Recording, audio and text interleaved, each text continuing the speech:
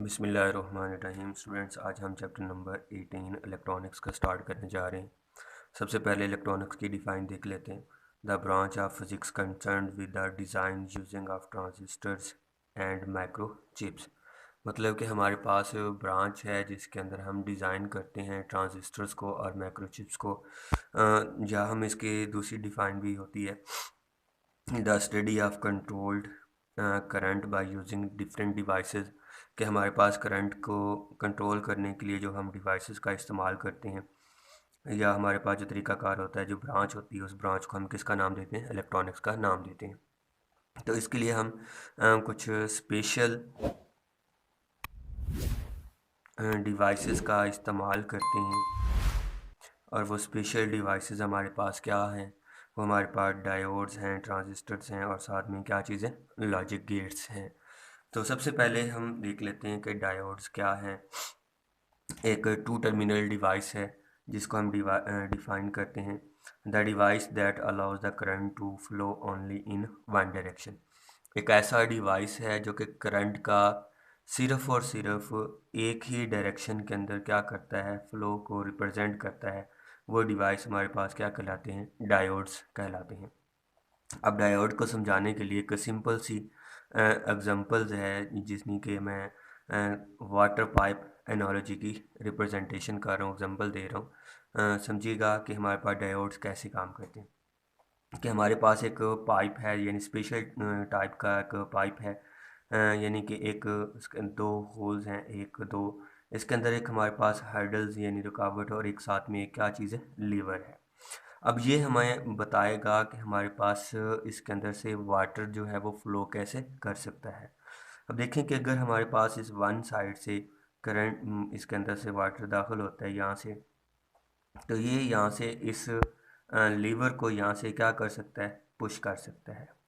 मतलब कि पुश करने से यहाँ से वो वाटर अपना रास्ता बना के यहाँ से क्या हो सकता है? आगे फ्लो कर सकता है, यानी कि ये इस डायरेक्शन के अंदर फ्लो कर सकता है। अगर हमारे पास वाटर इसके अंदर इस डायरेक्शन के अंदर इन होता है, तो हमारे पास ये वाटर जो है इस लीवर को मज़ीद क्या कर देगा?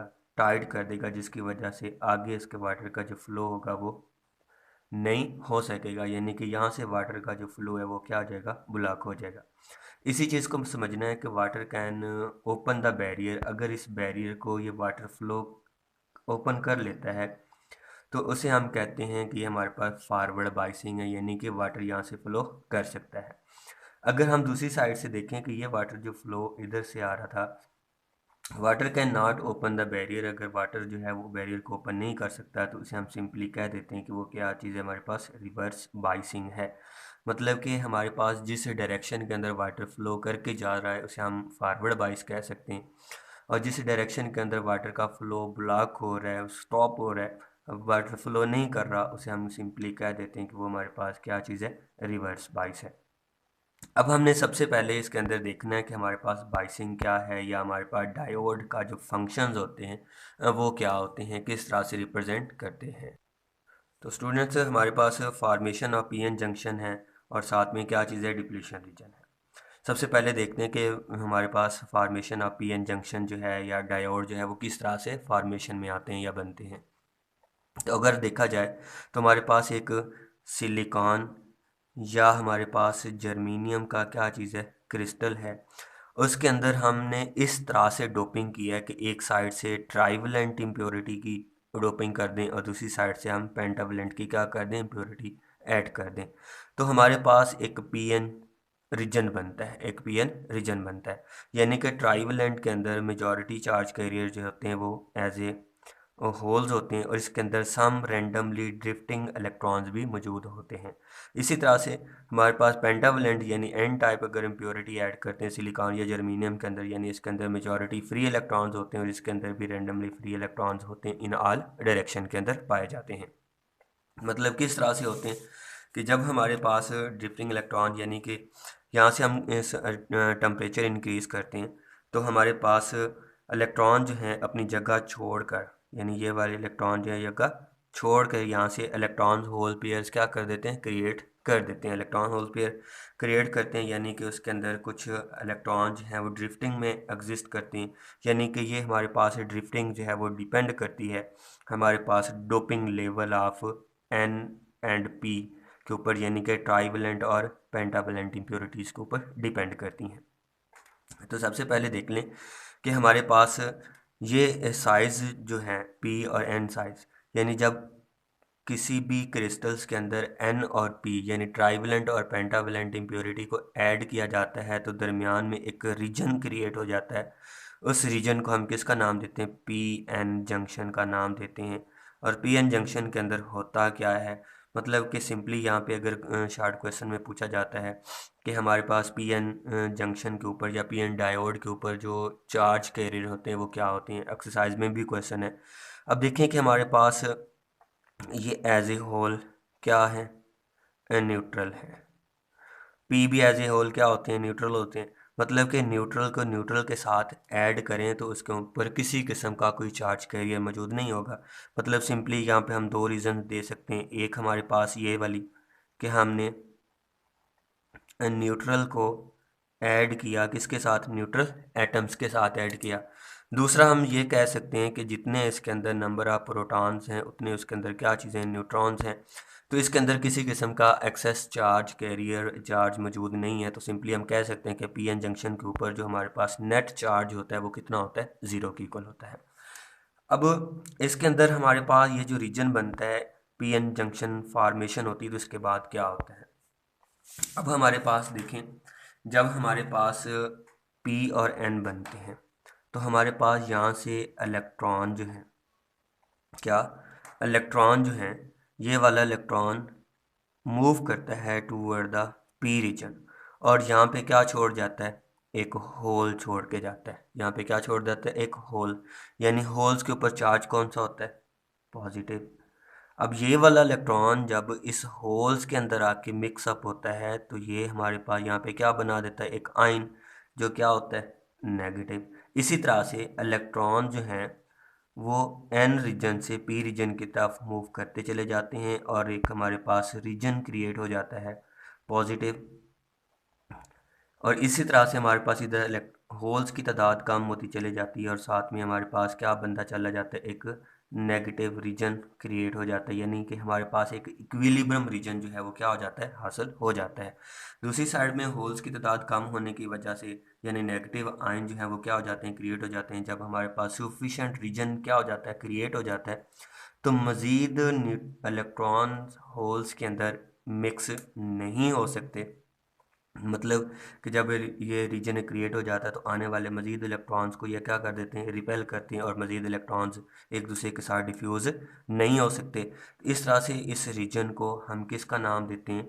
डिप्लीशन रीजन का नाम देते हैं। मतलब कि ये वाला जो रीजन है, इस रीजन को हम किसका नाम दे रहे हैं? डिप्लीशन रीजन का नाम देते हैं। मतलब कि इसके अंदर किसी किस्म का कोई चार्ज कैरियर मौजूद नहीं होता। मतलब कि ये आयंस हैं, आयंस मूवमेंट नहीं कर रहे, तो इसके अंदर किसी किस्म का चार्ज कैरियर मौजूद नहीं होगा डिप्रेशन रीजन के अंदर, क्योंकि इलेक्ट्रॉन्स और होल्स जो हैं वो क्या कर रहे होते हैं? Due to diffusion across the junction, कि जिसकी वजह से इलेक्ट्रॉन और होल ने एक दूसरे के साथ जंक्शन को क्रॉस करके क्या किया? डिफ्यूज़ किया, आयंस क्रिएट करे। इसके अंदर किसी किस्म का चार्ज कैरियर मौजूद नहीं है। फिर अगर देखा जाए तो हमारे पास एक यहाँ पे एक पॉजिटिव चार्ज क्रिएट हो जाता है और एक हमारे पास क्या हो जाता है? Negative charge. अगर हम बैटरी की साइड्स को देखें, अगर हम क्या देखते हैं? बैटरी को देखें, जैसा कि बैटरी में तो पोटेंशियल डिफरेंस जो होता है वो भी हम पॉजिटिव और नेगेटिव के साइड रिप्रेजेंट करते हैं और इसको हम किसका नाम देते हैं? पोटेंशियल बैरियर का नाम देते हैं। इसे क्या कहते हैं? Potential barrier. यानी कि पोटेंशियल बैरियर के गिर्द जो है, ये जो आपके पास पोटेंशियल बैरियर है, इसके गिर्द हमारे पास क्या हो जाता है? एक इलेक्ट्रिक फील्ड क्रिएट हो जाती है जो मज़ीद इलेक्ट्रॉन्स को डिफ्यूजन नहीं होने देती। तो इसे हम किसका नाम देते हैं? Potential barrier. तो सिंपली समझ लें कि हमारे पास वो पोटेंशियल है जिस पोटेंशियल के अंदर मज़ीद इलेक्ट्रॉन जो हैं वो होल्स के साथ डिफ्यूज़ नहीं हो सकते। तो उस पोटेंशियल डिफरेंस को हम किसका नाम देते हैं? पोटेंशियल बैरियर का नाम देते हैं। अगर देखें तो हमारे पास सिलिकॉन के लिए इसकी वैल्यू जो है वो 0.0 7 वोल्ट होती है, जबकि जर्मीनियम के लिए हमारे पास इसकी वैल्यू जो है वो 0.3 वोल्ट होती है। अब अगर इसका सिंपली अगर सैम्बल देखा जाए तो सैम्बल हमारे पास किस तरह से रिप्रेजेंट किया जाता है, तो ये हमारे पास सैम्बल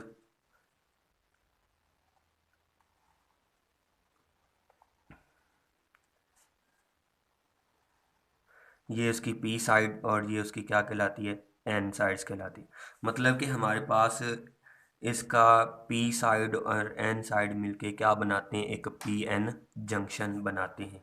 अब पी एन जंक्शंस के बाद हम इसके अंदर देखते हैं कि इसके अंदर बाइसिंग का प्रोसेस जो है वो किस तरह से होता है। मतलब कि ट्रांजिस्टर्स के अंदर से या इस डायोड्स के अंदर से हमारे पास जो करंट का फ्लो है वो किस तरह से होता है। बाइसिंग ऑफ डायोड्स के अंदर देखते हैं कि हमारे पास डिफाइन क्या है इसकी, applying of DC voltage to PN junction, कि किसी भी पीएन जंक्शन के ऊपर अगर हम डीसी वोल्टेज या डीसी सोर्स अप्लाई कर देते हैं तो उस प्रोसेस को हम किसका नाम देते हैं, बाइसिंग ऑफ डायोड्स का नाम देते हैं। ये हमारे पास दो तरह की होती हैं, एक हमारे पास फॉरवर्ड बाइस होती है और एक हमारे पास रिवर्स बाइस होती है। अब किस तरह से फॉरवर्ड बाइस और रिवर्स बाइस देखना है कि हमारे पास एक पीएन जंक्शन यानी उसके अंदर डिप्लीशन रीजन बना हुआ, अगर उस डायोड का पी रीजन को बैटरी के पॉजिटिव टर्मिनल के साथ और एन साइड को बैटरी के नेगेटिव टर्मिनल के साथ कनेक्ट कर दें तो हमारे पास जो ऐसी बाइसिंग होती है उस बाइसिंग को हम किसका नाम देते हैं, फॉरवर्ड बाइस का नाम देते हैं। अब फॉरवर्ड बाइस में होता क्या है, किस तरह से हमारे पास है, तो देखें कि हमारे पास पॉजिटिव साइड्स हैं, तो पॉजिटिव साइड्स इलेक्ट्रॉन्स हैं, मतलब कि पॉजिटिव हमारे पास पी रीजन के अंदर क्या चीज़ है, चार्ज कैरियर्स हैं। तो ये वाले पॉजिटिव इन नेगेटिव्स को क्या करते हैं, मतलब ये आने वाले जो नेगेटिव इलेक्ट्रॉन्स हैं या को अपनी तरफ क्या करते हैं, खींचते हैं। जब ये खींचते हैं, ये जब इस होल्स के अंदर आके गिरते हैं तो अपनी एनर्जी को क्या कर देते हैं, लूज़ कर देते हैं। अपनी एनर्जी जब लूज़ करते हैं तो बैटरी के लिए यानी बैटरी के इस पॉजिटिव टर्मिनल के लिए आसान हो जाता है, इजी हो जाता है कि वो इन इलेक्ट्रॉन्स को अपनी तरफ क्या कर सके, खींच सके। तो इस तरह से इसके अंदर से क्या करता है, करंट फ्लो करता है। दूसरी साइड पे देखें तो हमारे पास ये नेगेटिव साइड्स है, इन इलेक्ट्रॉन्स के ऊपर भी नेगेटिव चार्ज है, नेगेटिव नेगेटिव को क्या करते हैं, रिपेल करते हैं। जब ये इलेक्ट्रॉन्स रिपेल्स होते हैं तो ये यहाँ पे डिप्लीशन रीजन के अंदर गिरते हैं और इसके अंदर होल्स को रिकम्बाइन करके ये भी हमारे पास इस रीजन से क्या होना शुरू हो जाते हैं, पास आउट होना शुरू हो जाते हैं, मतलब कि डिप्लीशन रीजन को क्रॉस कर देते हैं, जिसकी वजह से इसके अंदर से भी करंट जो है वो क्या करता है, फ्लो करना शुरू हो जाता है। तो हमारे पास एक ऐसी वैल्यू आती है कि हमारे पास इसके अंदर इलेक्ट्रॉन्स अपनी एनर्जी लूज़ करके शुरू हो जाते हैं, मूवमेंट करते हैं, क्योंकि बैरियर हमारे पास क्या हो जाता है, ख़त्म हो जाता है। डिप्लीशन रीजन इलेक्ट्रॉन्स होल्स की मूवमेंट क्या होना शुरू हो जाती है, इसके अंदर रिकम्बाइन होना शुरू कर देते हैं। मतलब कि होल जो हैं वो इलेक्ट्रॉन्स की जानब और इलेक्ट्रॉन जो हैं वो होल्स की जानब में इसके अंदर क्या कर देते हैं, मूवमेंट शुरू कर देते हैं। तो इस तरह से हम इसके अंदर क्या देखते हैं कि इसके अंदर करंट की डायरेक्शन जो है या करंट जो है वो क्या करता है, फ्लो करता है, जिसे हम सिंपली कह देते हैं कि क्या है वो हमारे पास फॉरवर्ड बाइस है। अब अगर हम इसके अंदर करेक्टरिस्टिक्स को देखा जाए तो ग्राफ को देखा जाए तो किस तरह से होगा। अब हमारे पास अगर हमारे पास हमने सिंपली कह देते हैं कि हमारे पास सिलिकॉन है, तो सिलिकॉन्स का जो पोटेंशियल बैरियर है वो कितना है, 0.7 वोल्ट है। तो हमारे पास इसके अंदर यहाँ से लेके यहाँ तक का जो पोटेंशियल है वो बिल्कुल सेम रहेगा।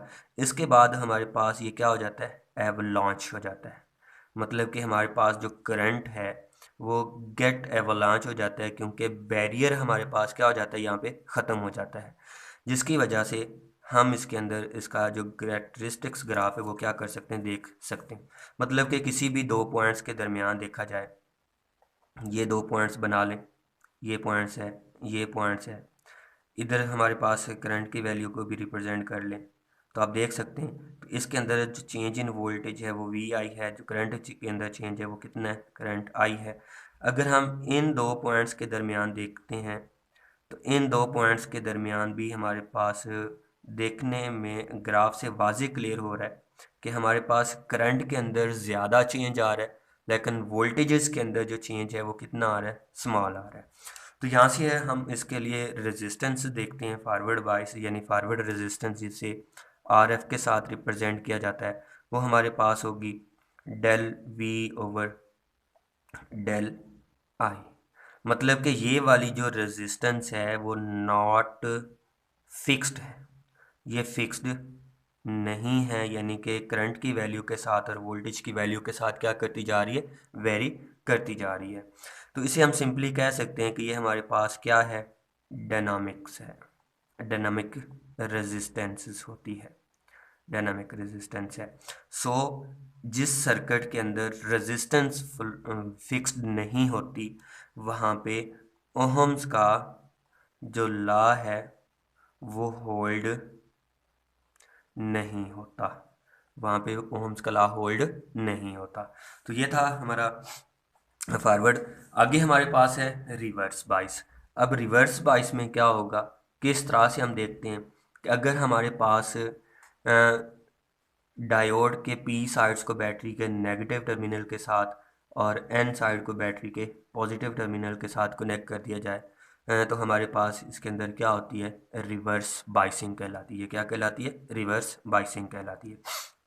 फिर हमारे पास देखें कि हमारे पास पी रीजन का जो हमारे पास ये बैटरी का नेगेटिव चार्ज है, पी के अंदर मौजूद इलेक्ट्रॉन्स को क्या करता है, इन इलेक्ट्रॉन्स को रिपेल करता है, इन इलेक्ट्रॉन्स को क्या करता है, रिपेल करता है, और वो डिप्लीशन रीजन से पास आउट होके किस में चले जाते हैं, एन रीजन के अंदर चले जाते हैं, यानी होल्स के अंदर गिरते हैं जाके।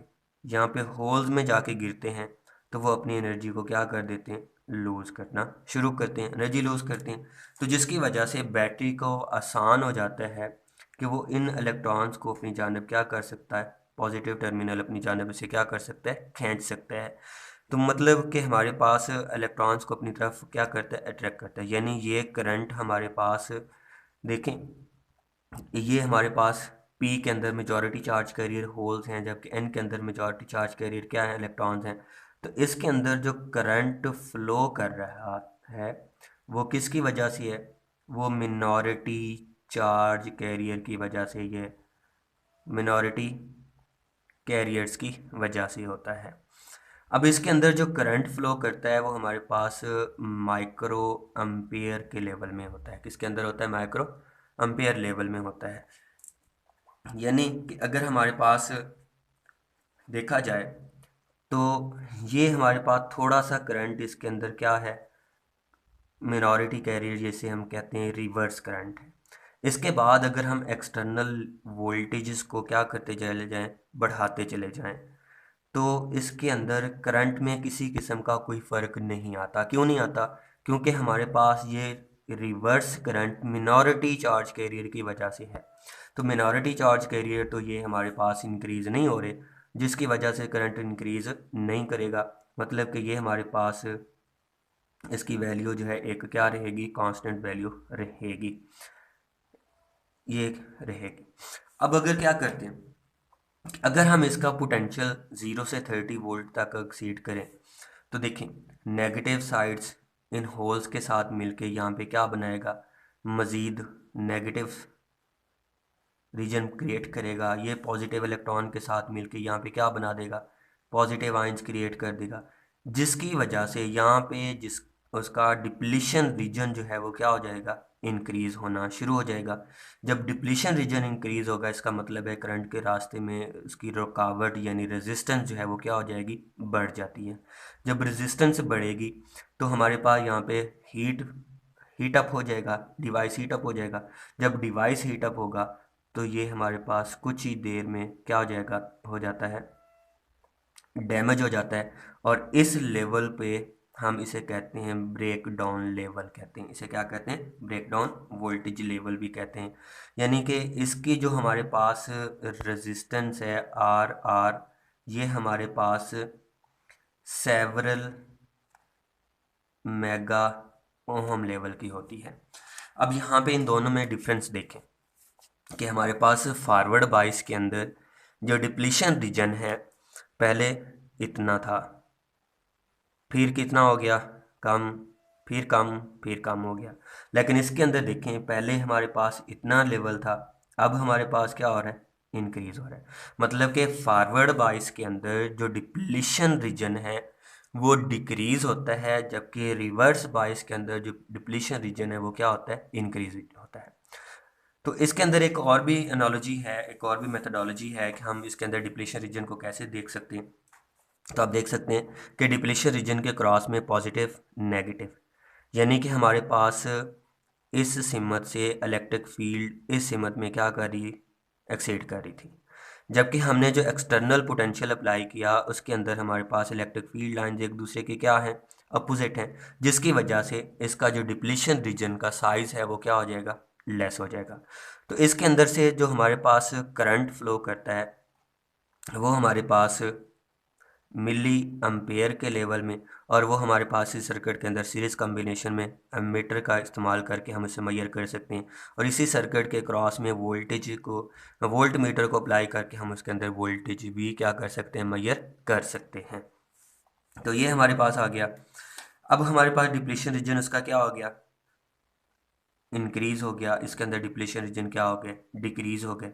आगे हमारे पास इन दोनों का कंपैरिजन है कि हम इनको कंपेयर कैसे कर सकते हैं। कंपैरिजन में देखते हैं क्या होता है। तो स्टूडेंट्स, कंपैरिजन में हमारे पास है कि हमारे पास फॉरवर्ड बाइसिंग है, डायग्राम है, वोल्टेज लेवल है, करंट ड्यू टू किसकी वजह से करंट फ्लो करता है, बैरियर के साइज पे क्या फ़र्क पड़ता है, और इफेक्ट ऑफ टेम्परेचर में क्या होता है। अब सबसे पहले हमारे पास है फॉरवर्ड बाइसिंग। फॉरवर्ड बाइसिंग की डायग्राम हमारे पास है, पी के साथ बैटरी का पॉजिटिव टर्मिनल और एन के साथ बैटरी का नेगेटिव टर्मिनल। तो इसके अंदर जो वोल्टेज लेवल होता है वो 0 से 3 वोल्ट तक का होता है। करंट में जो होता है वो हमारे पास मेजॉरिटी चार्ज कैरियर, यानी इसके अंदर जो हमारे पास रेजिस्टेंस है वो del V over del I forward और डायनामिक रेजिस्टेंसेस कहलाती हैं। जबकि बैरियर साइज हमारे पास होता है डिक्रीज़ करता है विद इंक्रीज इन वोल्टेज। जैसे जैसे हम इसका ये वोल्टेज को बढ़ाते चले जाएंगे, वेरी करते चले जाएंगे, उसका पोटेंशियल बैरियर का जो साइज़ है वो क्या होता चला जाएगा, डिक्रीज़ होना शुरू हो जाता है। इफेक्ट ऑफ टेम्परेचर क्या है, forward current increase with the increase in temperature, यानी कि हमारे पास ड्रिफ्टिंग इलेक्ट्रॉन्स की वजह से holes electrons hole pair create होंगे, जिसकी वजह से हमारे पास उस करंट की मिकदार जो है वो क्या होगी, इंक्रीज होती चली जाती है। फिर आता है हमारे पास रिवर्स बाइस। रिवर्स बाइस के लिए हमारे पास डायग्राम है कि पी को बैटरी के नेगेटिव टर्मिनल के साथ और एन साइड को बैटरी के पॉजिटिव टर्मिनल के साथ कनेक्ट किया जाता है। तो इसके अंदर जो वोल्टेज लेवल होता है वो हमारे पास 0 से 30 वोल्ट का होता है, और इसके अंदर जो हमारे पास करंट होता है वो मिनॉरिटी कैरियर्स की वजह से होता है। और इसके अंदर जो हमारे पास रेजिस्टेंस है del V over del I, यानी कि रिवर्स रेजिस्टेंस होती है। इसके अंदर हमारे पास बैरियर का जो साइज़ होता है वो इंक्रीज़ करता है विद इंक्रीज इन वोल्टेजेस। अगर हम वोल्टेज को इंक्रीज़ करते चले जाएं तो हमारे पास उसका जो वैल्यू है बैरियर की वो क्या होती चली जाती है, इंक्रीज होती चली जाती है। तो इफेक्ट ऑफ टेम्परेचर है इसके ऊपर। तो reverse current increase with the increase in temperature, यानी कि रिवर्स करंट भी इंक्रीज हो जाता है अगर हम टेम्परेचर को क्या करते हैं, इंक्रीज करते हैं। तो स्टूडेंट्स, ये था हमारा आज का टॉपिक।